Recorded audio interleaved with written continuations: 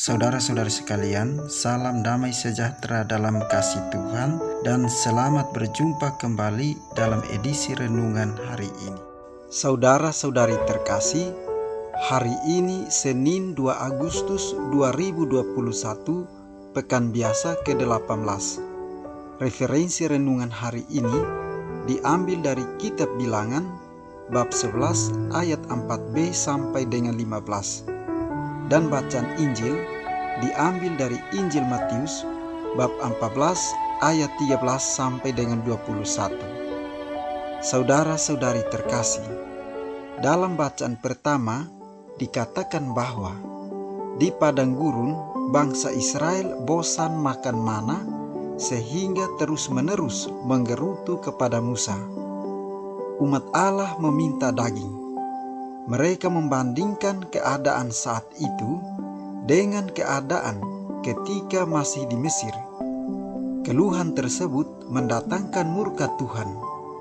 Dengan murkanya, Tuhan ingin membuktikan kesalahan dari keluhan mereka dan ingin menyatakan bahwa Ia selalu hadir dengan kuasanya setiap saat.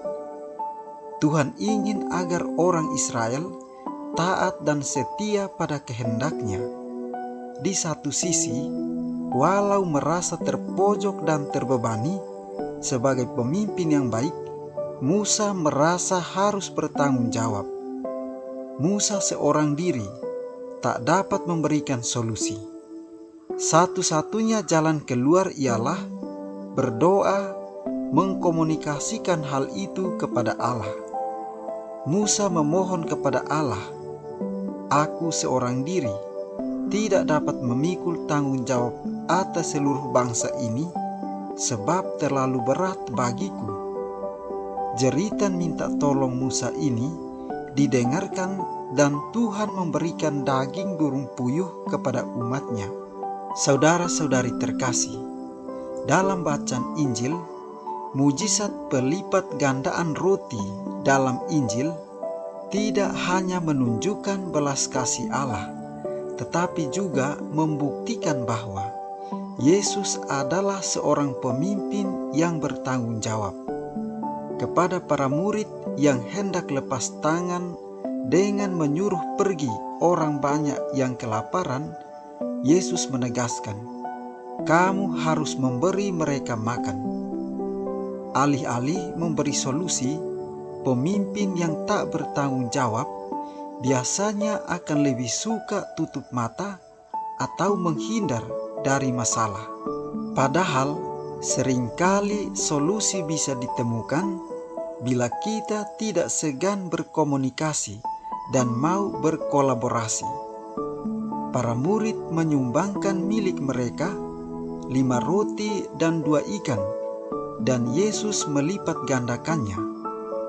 Dengan menyingkirkan egoisme dan mewujudkan spirit kolegialitas, para rasul bersama Yesus dapat memberi makan kira-kira 5.000 laki-laki, tidak termasuk perempuan dan anak-anak. Saudara-saudari terkasih, dalam hidup sehari-hari kita pun sering menghadapi tantangan seperti yang dialami para murid. Kadang kita bersikap pesimis dan merasa bahwa kita tidak akan mampu menghadapinya, serta kadang meragukan kekuatan Allah. Kekuatan kita sendiri tentu tidak akan bisa membantu kita menghadapi tantangan hidup.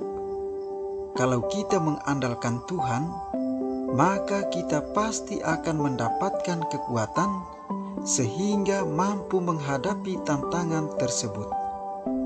Saudara-saudari terkasih, Injil hari ini juga mau mengajak kita untuk meneladani Yesus yang peduli dan mau berbagi kepada kita.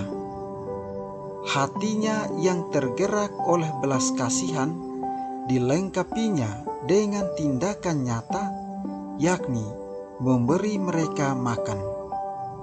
Pribadi Yesus yang peduli hendaknya menjadi teladan bagi kita, agar mau berbagi dengan sesama sebagai pengikutnya. Berbagi bukan soal besar atau kecil, gengsi, menunjukkan kehebatan, dan mencari ketenaran. Berbagi adalah soal memberi apa yang kita punya dengan ketulusan hati, berbagi dengan kasih, berbagi karena peduli dengan sesama yang membutuhkan. Kita pun hendaknya memiliki sikap yang sama. Sekecil apapun perbuatan baik yang keluar dari rasa belas kasihan yang mendalam akan membawa dampak yang amat besar bagi sesama. Sejauh mana kita memiliki hati yang berbelas kasih dan berempati kepada sesama. Yesus saja mau peduli, mau berbagi dengan kita. Mengapa kita tidak demikian? Kita pun berdoa kiranya Tuhan senantiasa memberkati kita.